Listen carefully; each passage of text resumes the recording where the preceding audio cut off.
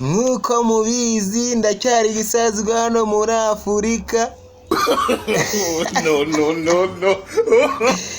Njyewe rero ibintu nzajya mbazana ni imizigo gusa, umva, ni imizigo gusa kabisa. Rero mureke mbabwire, turabizi neza yuko abantu ngo musigiye mumvuga mukirirwa munsebya ngo ibintu mvuga ngo ntibijyana ngo n'amavideo birabareba se. Birabareba, mumbwire ibintu mvuga ntago bijyana na video birabareba mwebwe. Mujye munsubiza namaze. Ari video zanjye mari kugira nkore kugira ngo nshimishe abantu banjye, ubundi nkarinda nzikora namwe mukazireba mugatera ama comment. Ayo ma comment yose bamuri gutera nayiki mwamihirimbira ko mwe go mutuma mbatuka.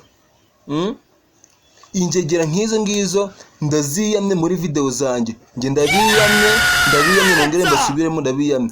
Ntimukajye muntera commentaire munsebya, ahubwo mujye muvuga ngo courage umuhungu wanjye. Ibyo bintu ndabibiyamye.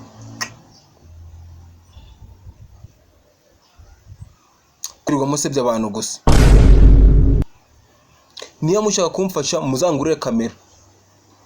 Simushaka kugira ngo nzamuke, muzangurira kamera ubundi nanjye muri kakajwi rata fata salirata ndakwemera bya hatari, ndakwemera wowe umuntu w'umutaramu.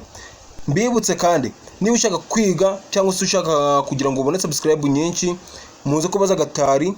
Ndaza kubashyirira nomero hano muri commentaire, nomero ya Gatari Fred, maze ubundi abigisha ibintu ukuntu mugomba gukora ama video, uburyo wazamura channel yawe, uburyo wayigira verify. Gatari Fred mu bantu bari gukora neza ibintu byiza kandi bisobanutse. Guys, gana Gatari Fred maze agufashe ibintu bigende ku murongo. Ciao.